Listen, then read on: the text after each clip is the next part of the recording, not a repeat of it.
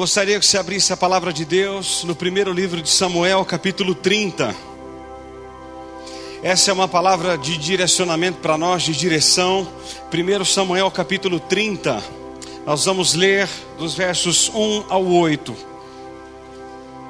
Culto da família aqui em nossa igreja. E Deus há de nos direcionar nessa noite. 1 Samuel, capítulo 30. Vamos ler dos versos 1 até o 8. É um texto muito conhecido de todos nós. É um texto que Deus me direcionou para falar com vocês sobre a família. Diz assim a escritura: Sucedeu, pois, que chegando Davi e seus homens ao terceiro dia a Ziclag, já os amalequitas tinham dado com ímpeto contra o sul e Ziclag, e esta, ferido e queimado. Tinham levado as cativas as mulheres que lá se achavam, porém a ninguém mataram, nem pequenos nem grandes, tão somente os levaram consigo e foram o seu caminho. Davi e seus homens vieram à cidade, e ei-la queimada, suas mulheres e seus filhos e suas filhas, e levaram cativos. Então Davi e o povo que se achava com ele ergueram a voz e choravam, até não terem forças mais para chorar. Também as duas mulheres de Davi foram levadas cativas, Ainoã, jezreelita, e Abigail, a viúva de Nabal, o carmelita. Davi muito se angustiou, pois o povo falava de apedrejá-lo, porque todos estavam em amargura, cada um por causa de seus filhos e de suas filhas. Porém Davi se reanimou no Senhor, seu Deus. Disse Davi a Abiatar, o sacerdote, o filho de Aimeleque: Traze-me aqui a estola sacerdotal. E Abiatar a trouxe a Davi. Então consultou Davi ao Senhor, dizendo: Perseguirei eu o bando? Alcançá-lo-ei? Respondeu-lhe o Senhor: Persegue-o, porque de fato o alcançarás, e tudo libertarás. Senhor, eu te dou graças nessa noite pela escritura, pela palavra do Senhor e por cada casal que o Senhor trouxe aqui. Abençoe-nos nessa noite, abra o nosso coração e fala aquilo que precisamos ouvir nessa noite. É a minha oração em Cristo Jesus. Amém. Amém. Pode se sentar, querido, por favor. Meus irmãos, sem sombra de dúvidas, o maior problema da humanidade é o problema da família.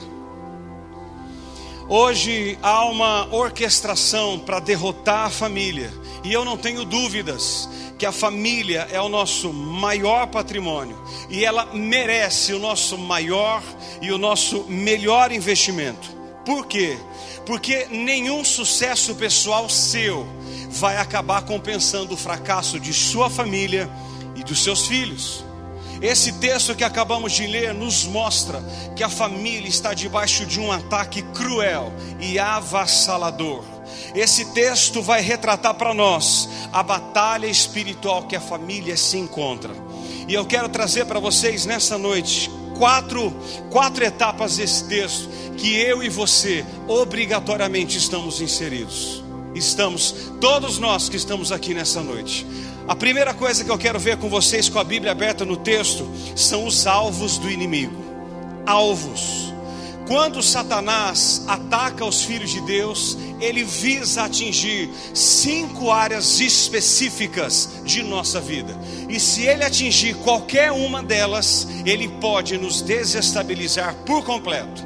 A primeira área que é o alvo do inimigo são as finanças. Olha o verso 1. Diz que os amalequitas vieram e saquearam Ziclag e levaram embora os rebanhos, os bens, e botaram fogo na cidade. Irmãos, muitas pessoas atualmente elas estão saqueadas na área financeira. Elas se encontram com o coração aflito.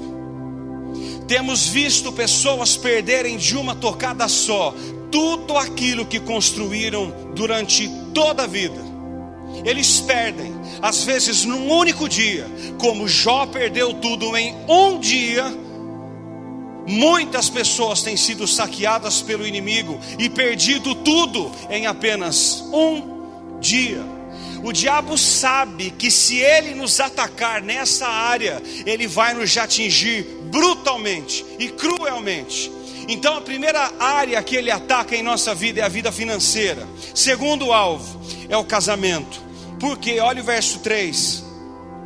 Esse texto diz que entre os cativos, os amalequitas levaram as mulheres. Irmãos, escute algo aqui. Nos dias atuais, não existe área com tanta crise, com tanto estresse, quanto a área do casamento.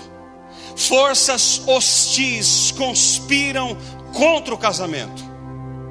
Muitos casamentos têm naufragado, vitimados pela tragédia do divórcio, causado pela infidelidade, pela decepção,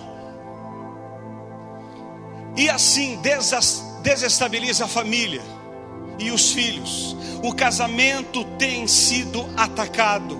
Essa, irmãos, tem sido uma crise aguda no meio do povo de Deus. E qual é? Casamentos vivendo de aparências. Satanás tem atacado fortemente para que casais com problemas, eles continuem com problemas, não buscando ajuda.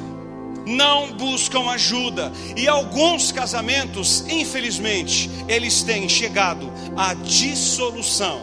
O inimigo sabe, ele sabe, e como sabe que quando a família é tocada, a esposa é tocada, o marido é tocado, a nação sofre, a igreja sofre e a sociedade sofre. Porque um casamento destratado, ou um casamento fora da vontade de Deus, vai atingir a igreja, atinge a nação e a sociedade em geral. Então o inimigo ataca as finanças, ataca o casamento. E terceiro, o alvo do inimigo são os filhos. Olha o verso 3 ainda. Diz que os filhos e filhas foram levados. Amados, esse texto para mim é um dos textos mais fortes no que diz respeito ao ataque do inimigo sobre nós. Há um ataque concentrado das trevas para destruir os nossos filhos. Ele quer colocar os nossos filhos na lona. Por quê? Porque são lançados torpedos do inferno contra eles, para desestabilizar a família, a adolescência e logo ali a juventude. Infelizmente, escute isso aqui, vivenciamos uma realidade onde os filhos estão mandando nos pais. Está invertida a situação. Não existem limites, são filhos rebeldes, e a desobediência deles é notória, e é flagrante, e é incontestável. O inimigo, irmãos, tem cirandado com a juventude e leva cativos os filhos. Quarto alvo do inimigo é a saúde. Acompanha comigo o verso 6. Diz o texto que Davi estava muito angustiado, e a angústia é a antessala da doença, da enfermidade. Há muitas pessoas angustiadas, ansiosas, sofrendo, com depressão e profundamente amarguradas, fisicamente e espiritualmente. Amados, Satanás tem atacado fortemente as famílias e o povo de Deus, e essa tem sido a realidade de muitas e muitas pessoas, até mesmo aqui dentro da igreja. Gente doente fisicamente, outras depressivas, outras ansiosas, estão como Davi, estão angustiadas por qualquer motivo, mas elas estão angustiadas. E o quinto alvo do inimigo são as amizades. Olha o verso 6.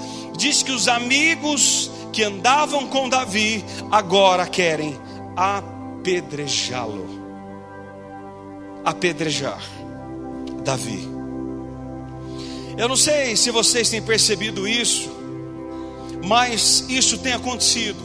Pessoas que andam conosco, que lutam conosco, que até morrem pela nossa própria vida, e agora sim surgem do nada contra nós, para nos destruir e para nos ver na lona. São esses os amigos de Davi. E nós temos visto hoje em dia isso. Nós temos visto amizades históricas sendo quebradas e sendo destruídas, sendo rompidas. Relacionamentos formados com tanta firmeza agora abalados, do nada, e você sem saber porquê, as pessoas simplesmente se insurgem contra você, para matá-lo, para destruí-lo e para colocar você na lona. O amigo que chorou com você, que se alegrou com você, agora se levanta contra você. Esses são os alvos de Satanás, meus irmãos. Eles não mudaram. São as finanças, o casamento, os filhos, a saúde e os amigos. Esses são os alvos do inimigo aqui com Davi. Foram os mesmos alvos usados para destruir Jó. Os mesmos alvos, as mesmas armadilhas, as mesmas coisas. Esses são os alvos dele. Porém, há uma segunda verdade no texto, que é o ataque. Como é o ataque do inimigo sobre a minha e a sua vida, sobre o meu e o seu casamento e sobre a vida de Davi? Como foi? Primeiro, o ataque ele é implacável. Diz o verso 1 que os homens vieram com ímpeto. Eles não vieram para brincar. Ou seja, eles vieram para destruição. E é assim que o inimigo vem. Irmão, João 10:10 diz que o inimigo vem. Ele não veio para roubar, para matar e para destruir. E pasmem vocês, ele veio para destruir não o sistema, mas a minha família, a sua família, os seus filhos e tudo aquilo que você tem colocado às mãos. O inimigo está aí para destruir tudo, a mim, a você, o nosso casamento e os nossos filhos. O inimigo não dorme, ele não tira férias. Durante 7 dias por semana, durante o ano todo, ele está ao nosso derredor, procurando uma brecha, uma situação por aquilo que ele possa penetrar nas ventas da armadura que nós temos, para atacar, para perturbar e para provocar estragos na nossa vida. É isso que ele vem fazer. E eu preciso alertar você nessa noite para te dizer: ele está ao nosso derredor, ele não mudou, ele está aí, ele está procurando uma brecha para acabar com a minha vida e com a sua vida. É Efésios 6:12. A nossa luta não é contra governo, não é contra Dilma, não é contra o Temer, é contra os principados e potestades. Essa é a nossa luta, irmãos. É contra ele que nós lutamos.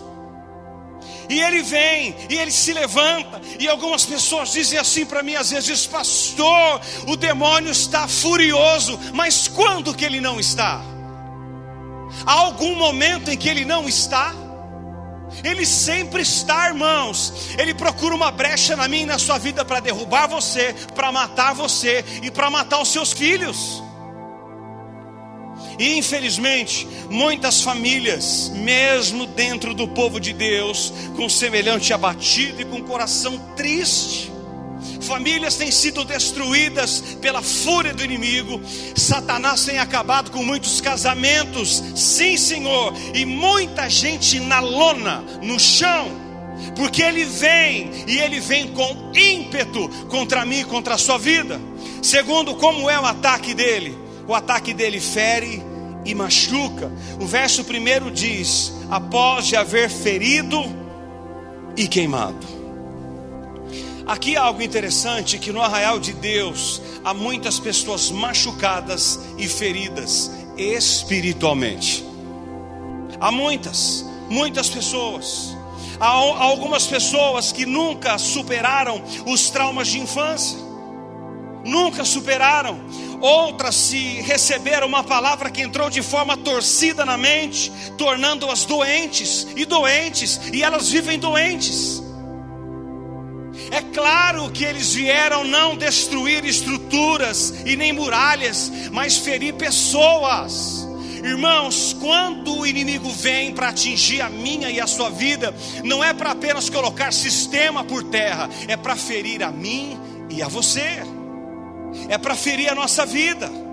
Há muitos maridos feridos, há muitas esposas feridas, há muitos filhos feridos, pais que não conversam com os filhos, filhos que não respeitam os pais, maridos que são infiéis à esposa, esposa que é infiel ao marido, há famílias esmagadas, destruídas espiritualmente, porque quando ele vem com ímpeto, e ele vem para machucar a minha e a sua vida. Terceiro, como é o ataque dele? O alvo predileto dele é a família. Olha o verso 3. Levaram cativos mulheres, filhos e filhas. Irmãos, há uma realidade dura e cruel, é que existem muitas mulheres cativas, maridos cativos, filhos e filhas cativos.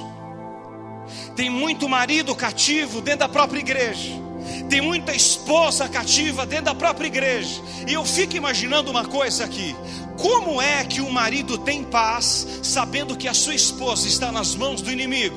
Já pensaram? Como é que uma esposa tem paz quando ela fica sabendo que o seu marido está cativo nas mãos do inimigo, os seus filhos estão nas mãos do inimigo, toda a sua família foi levada por alguém e todos estão cativos? Como viver?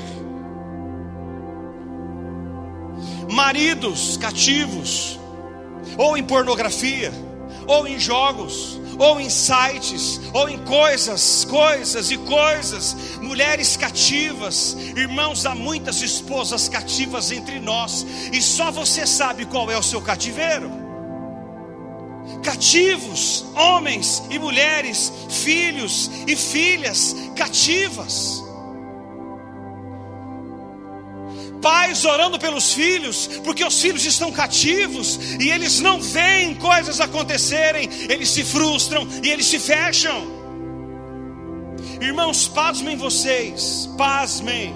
Hoje o índice de infidelidade conjugal entre marido e mulher, homens, 70% deles já traíram a esposa e 60% das mulheres já traíram o marido. E pasmem, essa pesquisa só sobe os números. E por quê? Porque esposas cativas, marido cativo, filhos cativos.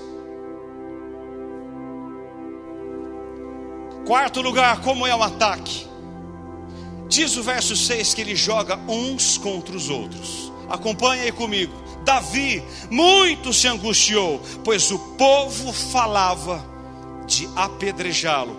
Irmãos, sabe qual a maior artimanha do inimigo? É provocar um problema e depois fazer com que as próprias pessoas busquem o culpado.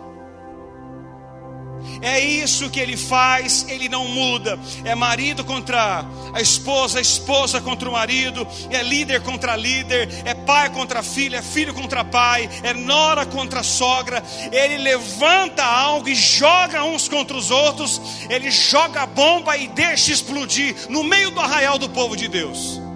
E aí, em vez de nós focarmos a nossa força contra o inimigo, nós lutamos uns contra os outros dentro da nossa própria casa. Em vez de nós focarmos no inimigo, nós brigamos com a esposa, nós não abençoamos a esposa, nós não oramos pela esposa, nós não encorajamos as esposas. E as esposas, elas focam no marido em vez de focar nos amalequitas. Foi isso que os homens fizeram. Em vez de eles focarem toda a força nele, nos inimigos, eles queriam apedrejar Davi e matar Davi. E isso acontece hoje à noite e acontece nos nossos dias. Quantas vezes a mulher tem lutado contra o marido e o marido tem lutado contra a esposa? Irmãos, não adianta medir forças dentro de casa, porque assim estaremos fazendo o jogo do inimigo. Ele joga uns contra os outros, e ele é pioneiro em levantar situações em que eu e você não sabe o porquê aconteceu. E aí a esposa culpa o marido culpa a esposa, e aí vem os filhos e culpa os filhos, e todo mundo é culpado. E Satanás assistindo lá em cima e vendo tudo sendo destruído. Esse é o ataque, é implacável, machuca, é na família, e ele joga uns contra os outros. Porém, há uma terceira coisa que eu vi no texto, muito interessante,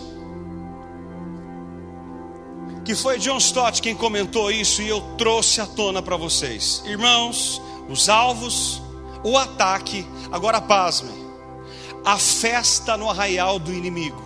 Olha o verso 16, acompanha aí comigo. Olha o verso 16. E descendo, os guiou.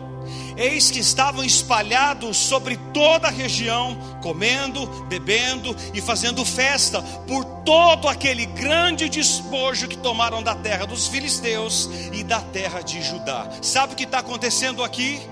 O inimigo está festejando e celebrando a vitória que conseguiu sobre o povo de Deus. Irmãos, eu não quero crer que exista clima para ter festa no inferno, mas uma coisa eu quero crer: sempre que o inimigo celebra, ele ganha uma vantagem sobre nós, sempre ele celebra as vitórias sobre o povo de Deus, sempre. Há uma grande festa no inferno quando ele consegue nos derrubar e nos derrotar. É uma verdade absoluta. A grande pergunta nessa noite para mim e para você é: onde a festa está sendo feita? Onde a minha vida está provocando festa? No arraial de Deus ou no território do inimigo? Onde a nossa família produz festa? No arraial de Deus ou nesse exato momento há uma grande festa no território do inimigo, porque a sua vida e a sua casa está destruída? Onde há festa nessa noite? Eu vejo a história de um homem que foi levantado por Deus para ser um grande libertador do seu povo. Esse homem é Sansão. Sansão era nazireu, consagrado desde o ventre. E como nazireu, ele não podia cortar o cabelo, nem tocar em cadáver e nem beber bebida forte. Porém, notem a queda de um homem de Deus e coloque-se no meio. Juízes 14, 5 e 6 diz que Sansão, descendo as campinas, ele encontra um leão e o rasga como se fosse um papel, rasga como se fosse um cabrito. Olha a força do homem. Porém, no dia do casamento, ele apartou-se do caminho e foi por um outro caminho e vê o leão que ele havia matado. De Juízes 14, 9 diz que ele toca no leão e come o favo de mel que havia nele. Ele quebra ali o seu primeiro voto de consagração. Ele busca doçura em coisa podre e ele quebra o seu primeiro voto. Juízes 14, 10 diz que Sansão sai dali e dá um banquete no seu casamento, como era costume da época, regado a bebida forte, e ele bebe, e ele bebe, e ele quebra ali o seu segundo voto de consagração a Deus. Diz a escritura que logo depois ele sai dali, deita-se no colo de Dalila e fica brincando e brincando e brincando e brincando e brincando com isso. E ali é quebrado o seu terceiro voto de consagração. Sansão significa sol, luz, mas ele não teve mais motivos para brilhar. Ele ficou cego, ele viveu na escuridão. Aquele homem que deveria produzir festa no arraial de Deus é levado para um templo de Dagon, um templo dos deuses, e é motivo de chacota para os pagãos. Pergunta para nós: onde a sua família produz festa nessa noite? No acampamento de Deus ou no arraial do inimigo? Onde, irmãos? Porque se o nosso casamento está produzindo festa dentro da igreja, é fácil, é muito fácil. O desafio é lá fora, e é lá que os amalequitas estão, e é lá que Satanás age. Onde a nossa família produz festa? Se parássemos por aqui, seria trágico para qualquer um de nós. Se nós parássemos por aqui, nós estaríamos perdidos, todos nós. Porém, eu quero terminar essa mensagem com o quarto ponto: é a reconquista. E louvado seja Deus pela reconquista. O que fazer quando percebemos, todos nós, que o inimigo está cirandando na nossa vida financeira, no nosso casamento, nos nossos filhos, na nossa saúde e nos nossos amigos? O que fazer? O que Davi fez? Irmãos, escute isso em nome de Jesus, que eu quero crer que há vários aqui entre nós que estão com problemas no casamento. E em nome de Jesus, você que está me assistindo por esse DVD, escute a palavra de Deus, escute o Espírito Santo de Deus, porque essa é a palavra de Deus, ela não volta vazia. O que fazer se o seu casamento está dessa forma nessa noite? Primeiro lugar, escutem, olha o verso 4.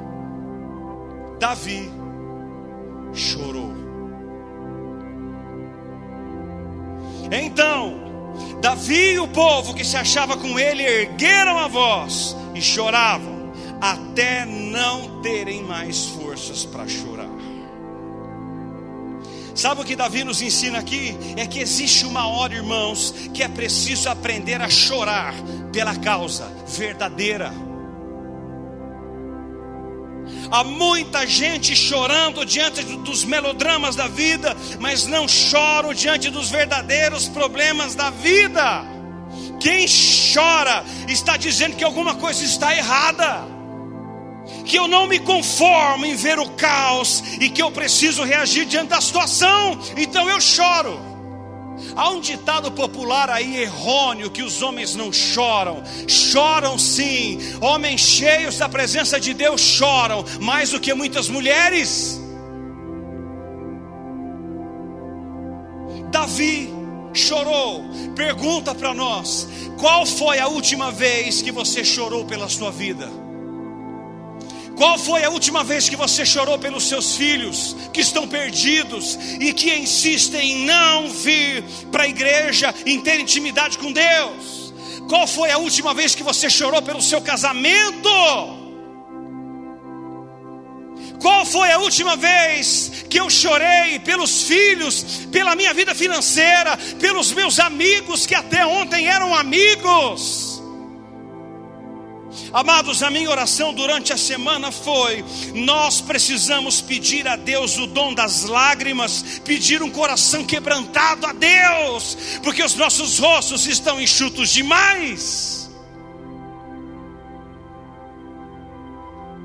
Nós choramos porque perdemos o emprego. Sim, é necessário. Nós choramos porque a nossa maquiagem acabou. Ou então nós choramos porque o Dolce & Gabbana acabou. Ou então nós choramos porque nós só temos 10 calças e não 15. Fútil. Eu e você precisamos chorar pela nossa família, pelos nossos filhos. Irmãos, a família está em crise, o casamento abalado, e tapamos os ouvidos, e fechamos os olhos, e endurecemos o coração, quando deveríamos nos prostrar diante de Deus e chorar amargamente. Davi chorou, e muito.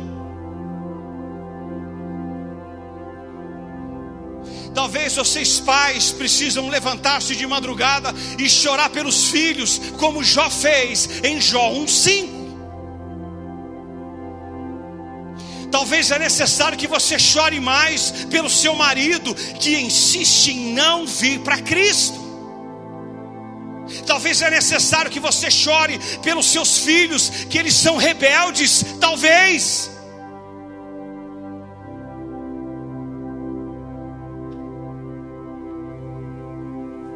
Segundo lugar, o que Davi faz? Olha o verso 6. Davi se reanimou no Senhor, o seu Deus. Amados, isso aqui para mim é magnífico, porque falávamos na terça-feira na classe que nós temos vivido uma geração de pessoas que parece-nos que o primeiro sinal de perda nos faz parar. O primeiro sinal de crise nos faz parar e nos faz querer desistir de tudo. Se Deus não fizer, ou se Deus não fizer do jeito que eu quero, eu vou abandonar tudo. Eu não quero saber.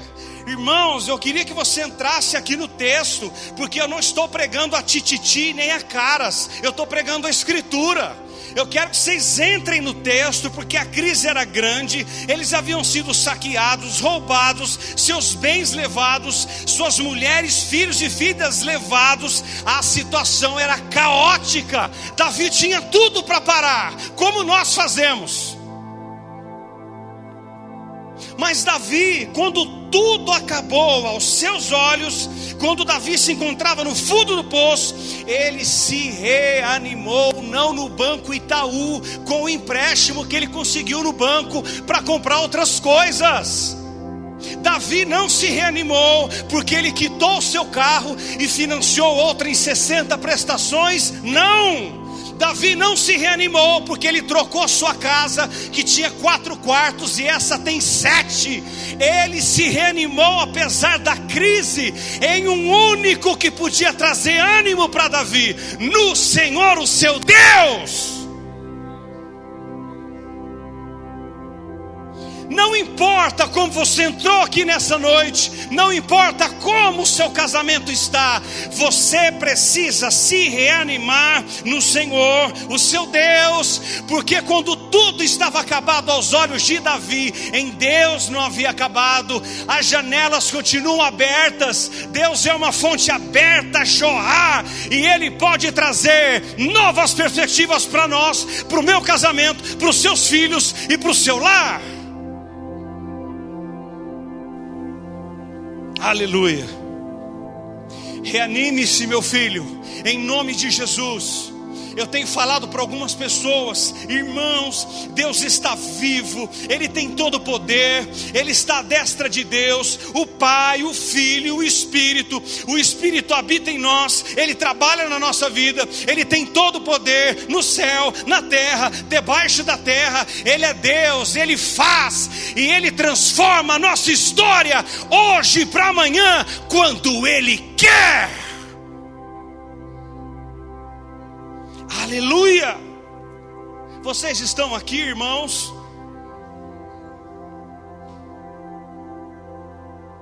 Reanime-se, não nas suas posses, mas no Senhor. Terceiro lugar, o que Davi faz? Olha o verso 8. Davi orou. Então consultou Davi ao Senhor, dizendo: perseguirei eu o bando, alcançá-lo-ei. Respondeu o Senhor: persegue-o, porque de fato o alcançarás e tudo libertarás. E palavra bendita. Irmãos, Davi se prostrou, orou e buscou diante de Deus, e a oração dele é composta de 2 palavras: perseguirei eu o bando, alcançá-lo-ei. Irmãos, Davi está levando de goleada do diabo. Ele falou: Senhor, até quando eu vou aguentar isso? Eu posso perseguir esse povo? Deus disse: vai atrás deles, porque você vai trazer tudo de volta. Tudo. Irmãos, quando oramos, Deus responde. Quando ajoelhamos, Deus age. Deus age. Saia do campo de ataque em nome de Jesus e vá para a defesa, vá para os joelhos, que quando você se ajoelha, Deus faz. Você crê nisso? Ele faz e não pede para ninguém fazer. Ele faz. Ele faz. O que Davi faz? Eu quero terminar dos versos 18 ao 20. Davi tomou tudo de volta. Assim, Davi salvou tudo quanto haviam tomado os amalequitas. Também salvou suas mulheres. Não lhes faltou coisa alguma, nem pequena, nem grande, nem os filhos, nem as filhas, nem o despojo. Nada do que eles haviam tomado, tudo Davi tornou a trazer. Também tomou Davi as suas ovelhas e o gado, e o levaram diante de Davi, e diziam: este é o despojo de Davi. Irmãos, nós estamos diante de um Deus que restitui todas as coisas. Isso sim é uma restituição bíblica. Nós não vamos falar para Deus: eu quero de volta o que é meu. Não!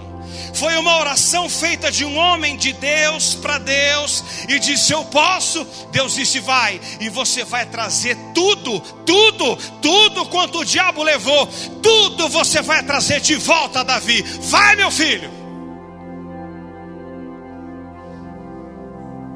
Porém, irmãos, diz o verso 10, que Davi teve que enfrentar uma luta antes de trazer tudo de volta. A batalha foi renhida, porque diz o verso 10 que 200 dos homens cansados ficaram para trás.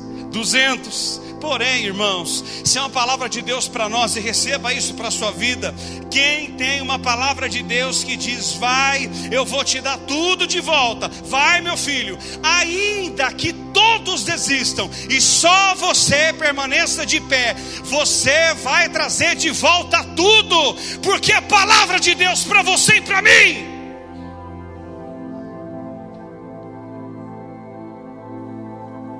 Eu brinquei com a Luciana essa semana, brinquei com ela citando Romanos 8:31. Se Deus é por nós, quem será contra nós? Se Deus é conosco, ainda que todos se levantem contra nós, em Deus nós somos maiores. Porém a antítese é verdadeira, meu irmão. E se Deus for contra você, quem será por você?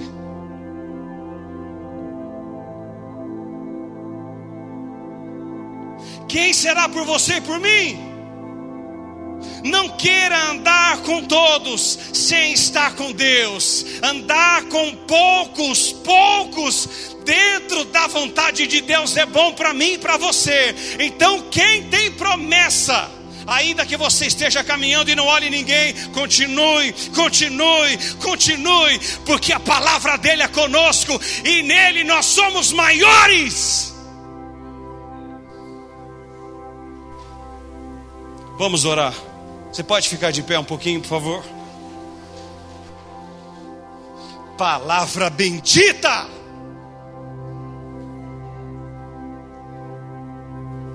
Eu quero terminar, irmãos, reportando a você um fato muito interessante. Está no livro de Êxodo. Escute isso aqui. Também Joe Stott quem escreveu, e eu quero citar algumas coisas que ele citou aqui. Quando o povo de Israel saía do Egito, Faraó, que representa Satanás, o mundo, o Egito e a libertação, a salvação, ele tentou impedir o povo de Deus de 4 formas. A primeira está em Êxodo 8:25, dizendo a eles assim: vocês querem servir a Deus? Tudo bem, mas sirva a Deus no Egito mesmo. Sabe qual é a proposta dele para nós? Você quer ser um cristão? Tudo bem, mas não precisa mudar de vida. Permaneça aqui, fique aqui mesmo. Sirva a Deus no Egito. Moisés disse: não, nós não vamos ficar e vamos sair daqui. Então Faraó vai para a segunda proposta em Êxodo 8:28, dizendo: vocês querem ir, mas não vão muito longe, fique aqui perto, fique aqui bem pertinho de nós. Quando sentirem saudades do Egito, voltem. Eu preciso dizer a você que não existe vida dividida, não existe família dividida, não existe vida financeira dividida. Ou servimos a Deus ou não servimos a Deus. Terceira proposta está em Êxodo 10 e 11. Ele diz: vocês podem ir, mas os seus filhos ficam. Deixe os filhos aqui, porque o lugar de moço curtir a vida, Moisés, é no Egito. Deixa eles aqui.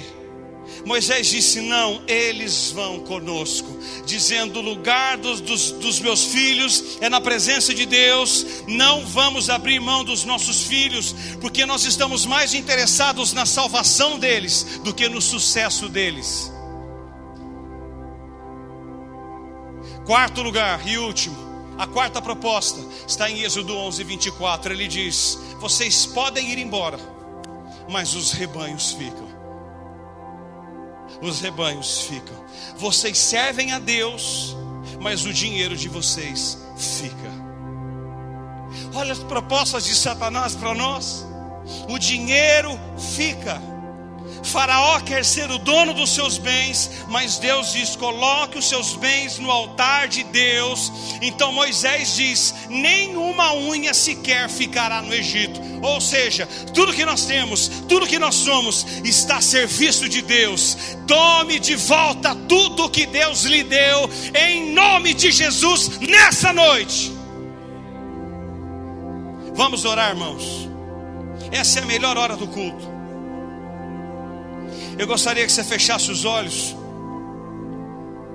Nós vamos fazer 2 orações. Eu quero fazer uma finalizando aqui essa mensagem, e depois nós vamos dar as mãos, todos nós vamos fazer círculos. Você que está com a sua esposa, abrace a sua esposa. Se você ainda consegue abraçá-la, se há clima para isso, abrace aí a esposa, por favor. Há clima para isso. Então abrace a sua esposa e vamos orar todos juntos. Senhor Deus e Pai, eu te dou graças pela palavra bendita do Senhor que vem sobre a nossa vida nessa noite. Eu quero te louvar, Senhor, porque os alvos do inimigo, eles são reais. E alguns de nós têm visto, têm sentido isso na pele. Ele tem atacado, ele tem vindo com ímpeto, e ele ataca os filhos, ele ataca a família, ele ataca a vida financeira, ele ataca a nossa saúde, ele ataca o nosso casamento, e ele ataca as nossas amizades, porque o inimigo, ele é cruel para separar os amigos, e essas amizades benditas que eram do céu são desfeitas pelo poder de Satanás. Deus, nós vimos nessa noite que infelizmente alguns de nossos lares têm provocado festa no arraial do inimigo, mas em nome de Jesus nessa noite nós quebramos isso, nós tomamos posse dessa palavra e vamos embora com essa palavra no nosso coração, porque a nossa casa, os nossos filhos, as nossas finanças, as nossas amizades, a nossa saúde, o nosso casamento vai produzir festa no acampamento de Deus, e vai se deleitar em Deus e se alegrar em Deus, e não no arraial do inimigo, Senhor. Em nome de Jesus, encoraja o teu povo que está aqui nessa noite. Encoraja a chorar sim, a se prostrar diante do Senhor e buscar a tua face em lágrimas, em choro e em soluço muitas vezes, porque a tua palavra diz: vai, meu filho, você vai trazer tudo de volta, e nós tomamos posse dessa palavra nessa noite, essa palavra de reconstrução, de restituição e de ser refeito tudo novo pelo Senhor. Surpreenda casais, surpreenda famílias, aqueles que estão presos nesse cativeiro, que o Senhor os tire de lá pela tua mão poderosa e bendita. Nós oramos em nome de Jesus, porque cremos que o Senhor está vivo e tem todo o poder para nos tirar e nos libertar os nossos filhos, os nossos parentes, os nossos pais, e colocá-los na tua santa e bendita presença. Cremos nisso em nome de Jesus. Amém. Amém. Você pode aplaudir o Senhor nessa noite? Aleluia! Aleluia!